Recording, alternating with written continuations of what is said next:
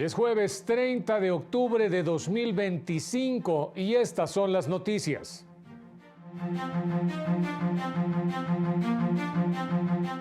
La nueva Suprema Corte de Justicia de la Nación declaró válido el tope a las comisiones que cobran las Afores. Solicita el órgano de administración judicial una ampliación presupuestal para el pago de indemnizaciones a personas juzgadoras. El derecho a la pensión alimenticia tras el divorcio o separación busca equilibrar las condiciones económicas de la pareja. 7 de cada 10 mujeres periodistas víctimas de ciberataques a nivel mundial.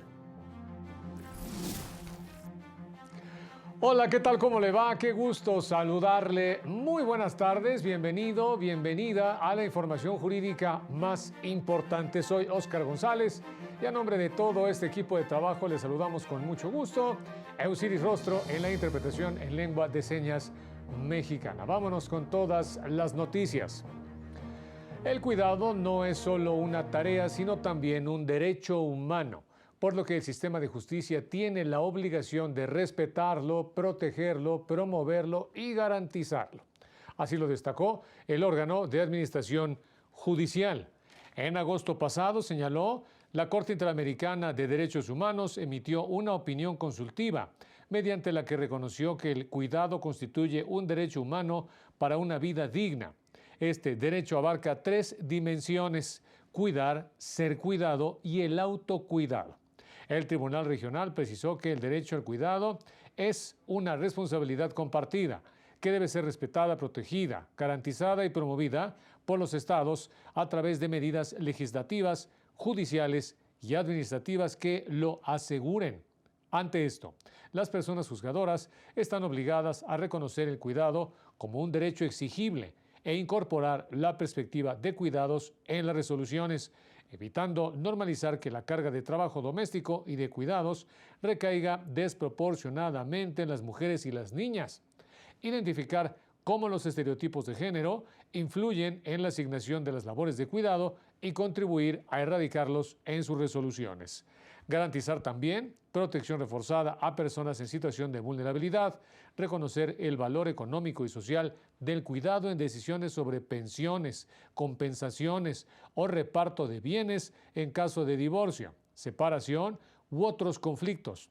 Y finalmente, emitir sentencias que reconozcan el valor legal y social del cuidado y promuevan su distribución correspondiente en el Estado, en las familias, la comunidad y el mercado. El órgano de administración judicial refrendó su compromiso con jueces y magistrados retirados de cumplir con el pago de indemnizaciones. Tras las protestas de personas juzgadoras en retiro y que causaron baja derivado de la reforma al Poder Judicial por la falta de pago de indemnizaciones, el órgano de administración judicial les informó que ya solicitó una ampliación presupuestal a la Secretaría de Hacienda. El Pleno destacó que en el pago de liquidaciones pendientes se incluirán las partes proporcionales de aguinaldo y periodos vacacionales correspondientes al año en curso. Refrendó su compromiso con jueces y magistrados retirados de cumplir con el mandato del artículo 10º transitorio de la reforma judicial del año 2024 respecto al pago de indemnizaciones. Se acordó realizar una reunión de seguimiento en 2 semanas para conocer los avances. Adicionalmente, se detalló que respecto de las pensiones complementarias, el órgano de administración judicial lleva a cabo el procedimiento de depósito mensual sin contratiempos, atendiendo de inmediato aquellos casos en los que se manifieste algún problema bancario o de otra índole administrativa. Reiteró su total disposición y apertura al diálogo para dar seguimiento a cualquier tema de interés común, tal y como lo han confirmado públicamente asociaciones y frentes que agrupan a dichas personas juzgadoras. Para Plural TV, Jesús Daza. Y en este momento nos enlazamos con mi compañero Mario López Peña con la información de la sesión del Pleno de Ministros de la Suprema Corte de Justicia de la Nación de este jueves. Adelante, Mario. Muy buenas tardes. ¿Qué tal? Es un gusto saludarles. El Pleno de la nueva Suprema Corte de Justicia de la Nación declaró válido el límite que se impone a las comisiones que cobran las Afores, tope establecido en el artículo 37, octavo párrafo de la Ley de los Sistemas de Ahorro para el Retiro. Esta norma sujeta a estas comisiones a un máximo que resultará de promediar los cobros de comisiones en los sistemas de contribución definida en Estados Unidos de América, Colombia y Chile. De esta forma se redujo esa comisión. Vamos a escuchar parte de los argumentos vertidos en esta sesión. En tanto no se advierta la incidencia en algún derecho humano, las decisiones normativas que tome el legislador no requieren de una motivación reforzada, pues el sistema de ahorro para el retiro es de orden público regulado y su objeto principal es la protección de los trabajadores y sus recursos. En otro asunto, el Pleno de la nueva Suprema Corte se pronunció por proteger el medio ambiente. Esto luego de que una mayoría de ministras y ministros efectivamente se pronunciaran porque son válidos cobros diferenciados por acceder a las áreas naturales protegidas del Parque Nacional Revillagigedo y la Reserva de la Biosfera Isla Guadalupe, consideradas como de muy baja capacidad de carga por la alta vulnerabilidad y fragilidad de sus ecosistemas. En otro tema, al inicio de la sesión, el Pleno de la nueva Suprema Corte atrajo un amparo por el que se pronunciaría sobre los proyectos mineros en Viricuta, territorio sagrado del pueblo Huirrárica. El Pleno de la Corte determinaría si se comprometen de manera directa y grave la identidad cultural, la libre determinación y autonomía, la consulta previa, la espiritualidad y la libertad religiosa, así como el derecho a un medio ambiente sano del pueblo Huirrárica. Es parte, pues, de lo resuelto por el Pleno de la nueva Suprema Corte de Justicia en esta sesión pública. De ahí los temas del día de hoy. Muchas gracias, Mario, y muy buenas tardes. Estamos en contacto. En tanto, la presidenta Claudia Sheinbaum aseguró que están confirmados cerca de 6,000 millones de pesos provenientes de los fideicomisos del Poder Judicial para cubrir las indemnizaciones de extrabajadores jurisdiccionales. Recordó que el acuerdo para la extinción de los fideicomisos no tenía como objetivo afectar al personal, sino ordenar los recursos públicos y evitar duplicidades en el manejo financiero del Poder Judicial. Son cerca de 6,000 millones de pesos, que siempre dijimos que no le iba a faltar recurso al Poder Judicial.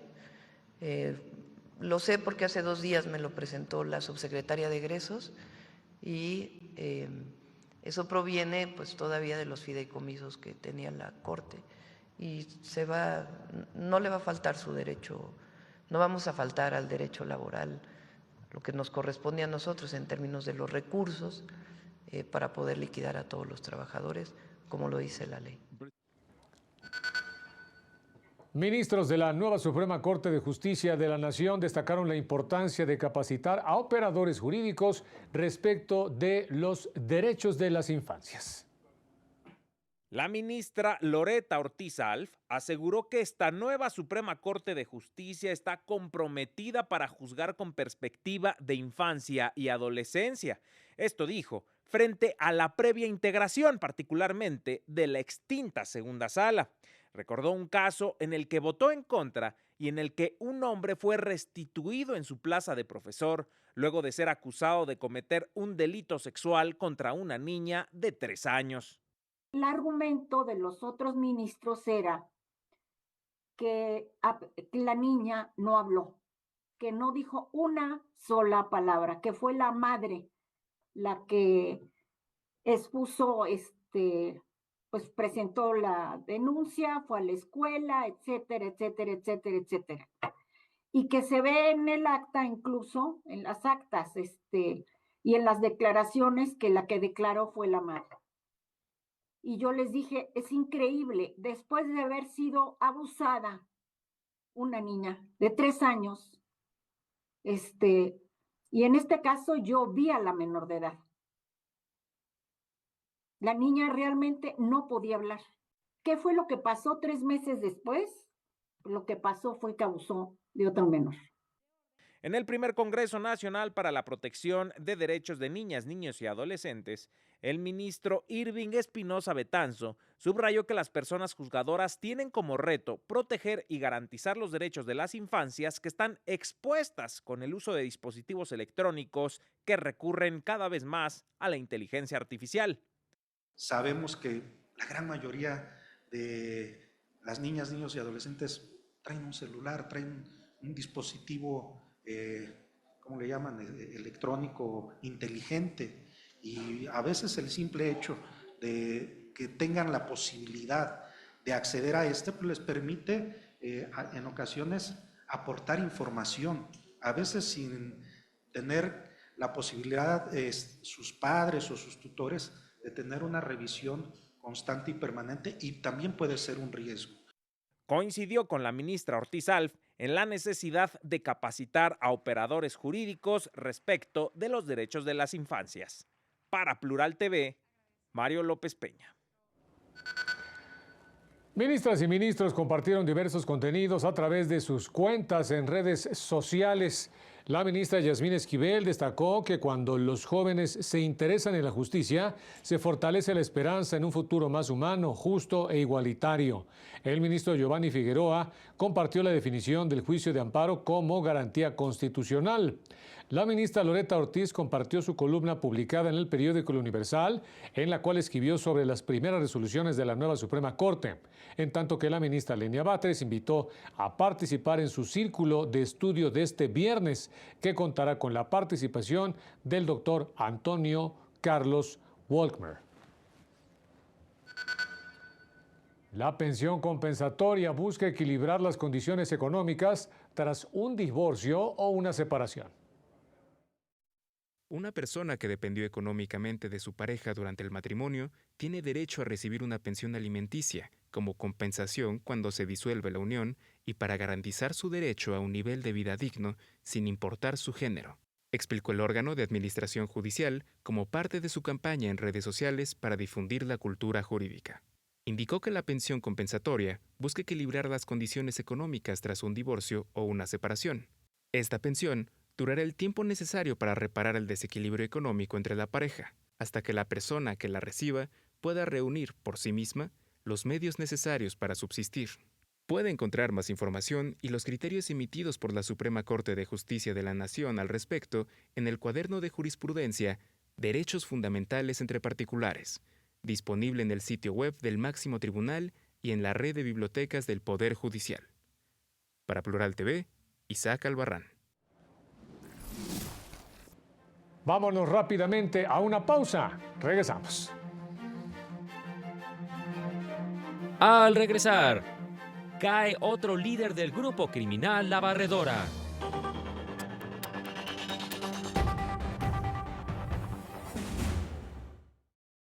Las defensoras del Instituto Federal de la Defensoría Pública son auténticas heroínas con vocación de servir, ejemplo de compromiso y sensibilidad.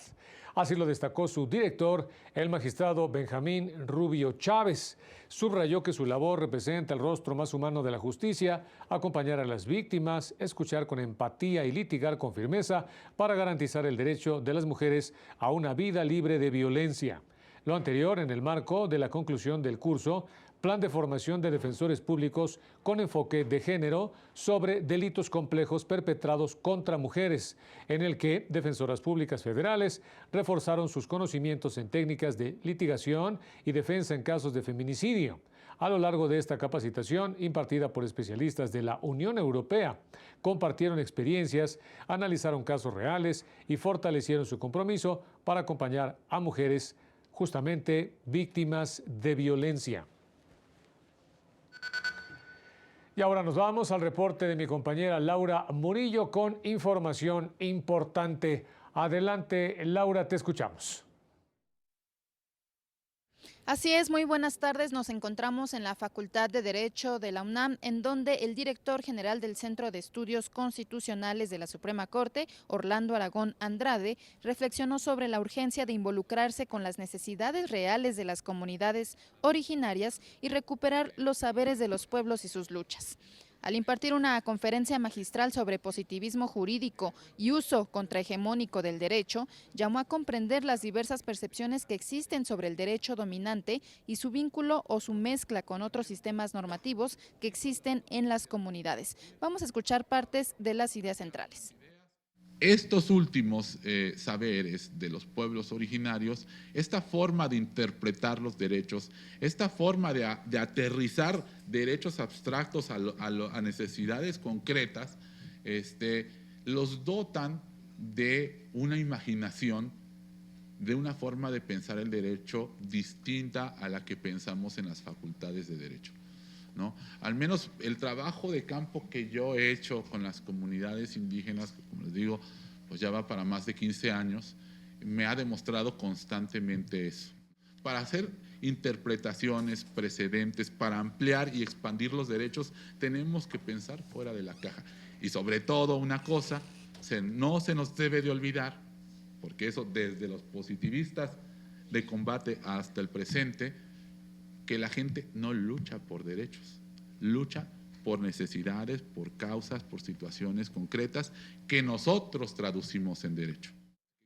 Agregó que la nueva Suprema Corte busca ser más cercana a las personas y las causas sociales, por lo que las decisiones en sus sentencias irán delineando los nuevos criterios de este máximo tribunal. Es la información.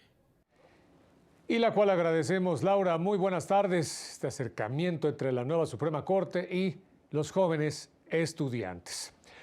En una encuesta aplicada a 1,200 mujeres periodistas de todo el mundo, el 73% aseguró haber sufrido algún tipo de violencia en el ejercicio de su profesión, reveló la Unidad General de Conocimiento Científico y Derechos Humanos de la Suprema Corte.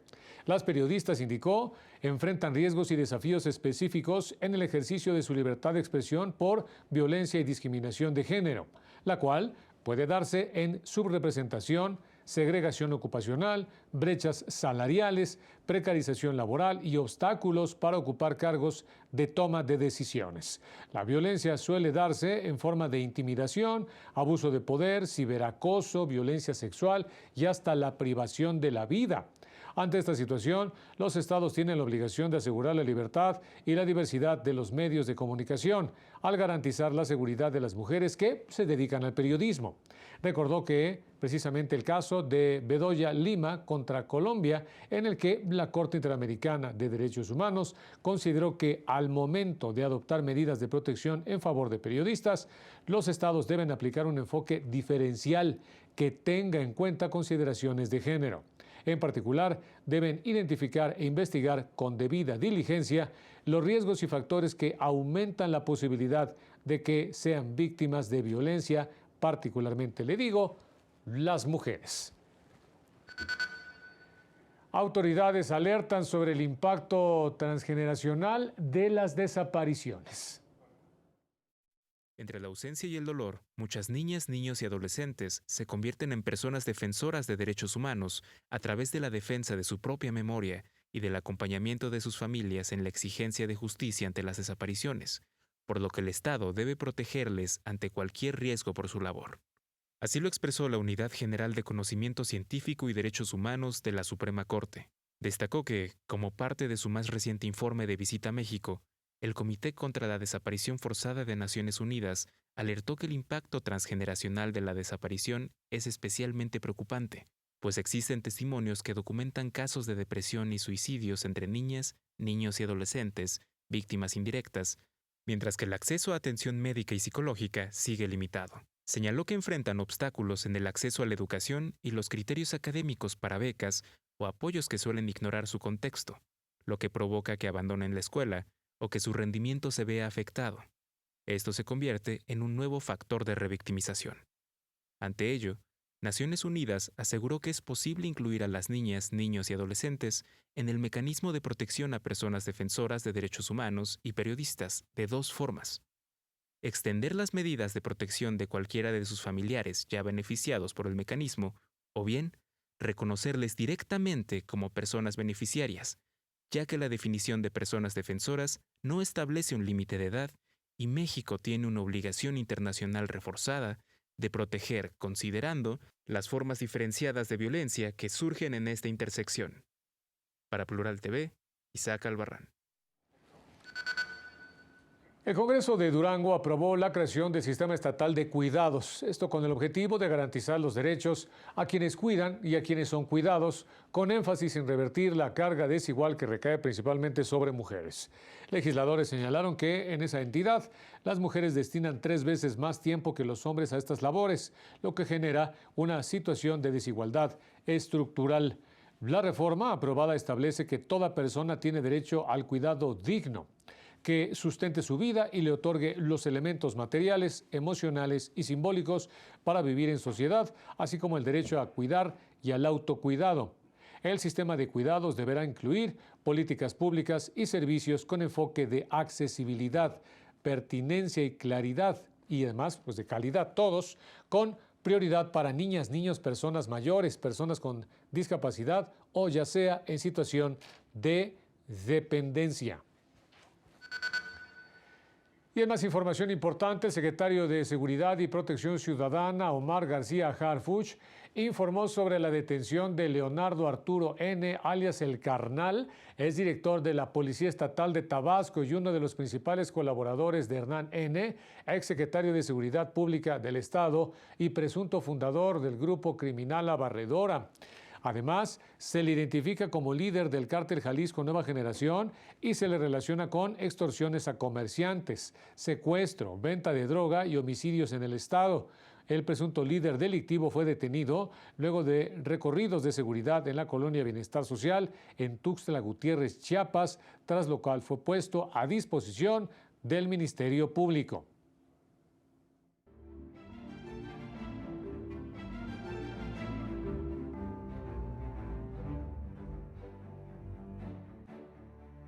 El Poder Judicial de Puebla celebra la riqueza de las lenguas originarias, por lo que a partir de ahora compartirá publicaciones en sus redes sociales para dar a conocer sus funciones y las de sus órganos auxiliares tanto en español como en náhuatl.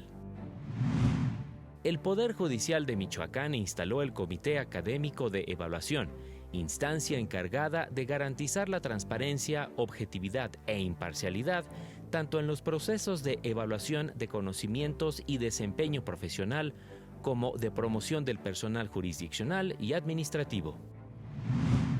Abogados litigantes de Durango propusieron la creación de un tercer juzgado civil y de un segundo juzgado en materia laboral, debido a la enorme carga de trabajo actual y para contar con mayor infraestructura, especialmente con salas de juicios para la atención de los casos en el nuevo sistema. El Tribunal de Disciplina Judicial de Veracruz aprobó resolver 206 expedientes acumulados de quejas contra jueces y personal de diversos juzgados del Poder Judicial Estatal que fueron ingresadas antes del 1 de septiembre ante el extinto Consejo de la Judicatura. Dice que la relatora especial de la ONU para la Independencia Judicial, Margaret Satterwhite, alertó que la inteligencia artificial está entrando en los tribunales del mundo y que si no se regula puede convertirse en un arma política contra la independencia judicial. En un informe destacó que gobiernos autoritarios han utilizado a la IA para vigilar y normalizar decisiones judiciales, como el caso de China, que ha anulado la libertad de los jueces. No niega en este sentido los avances de la inteligencia artificial que traduce sentencias o que las simplifica para la ciudadanía, como el caso de Sor Juana de la Suprema Corte de Justicia de México. Precisó que hoy el 44% de los jueces del mundo ya usa alguna herramienta de inteligencia artificial, pero solo el 9% de los sistemas judiciales a nivel internacional cuenta con reglas para su uso. Naciones Unidas llamó a blindar el derecho a un juez humano y a abogados humanos. Expertos exigen fortalecer los mecanismos de representación, participación y equidad en los procesos electorales.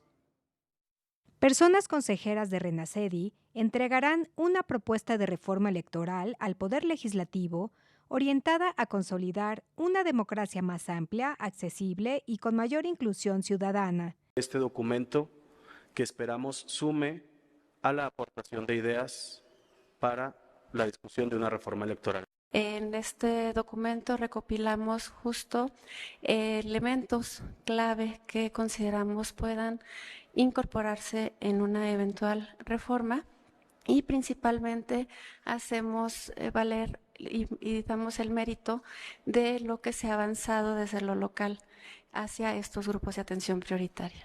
El documento tiene el propósito de fortalecer los mecanismos de representación, participación y equidad en los procesos electorales. Renacedi siempre se ha distinguido por sus acciones a favor de los grupos vulnerables y era una responsabilidad estar aquí el día de hoy entregando este documento que está nutrido. La unión de todos trabajando en esta propuesta como una red para seguir defendiendo a los grupos vulnerables para que puedan ejercer todos sus derechos es muy importante. Las consejeras y consejeros señalaron que la propuesta busca impulsar una cultura democrática que fortalezca la participación informada con un modelo electoral más justo, incluyente y efectivo para todo el país. Para Plural TV, Rosy García. La reforma electoral tiene el objetivo de dar una adecuada representación a todas las fuerzas políticas del país, con el fin de contar con un sistema electoral en sintonía con la nueva realidad política. Así lo aseguró la secretaria de Gobernación, Rosa Isela Rodríguez, durante una audiencia pública sobre esta iniciativa en Tijuana, Baja California. Indicó que se pretende disminuir el costo de las elecciones, contar con un acceso a la justicia electoral más eficaz y evitar la inequidad en las contiendas electorales. Calificó como inédito que se escuchen y se incorporen las voces de la sociedad, los actores políticos y las autoridades en estas audiencias que recorrerán el país para construir una propuesta con el mayor consenso posible.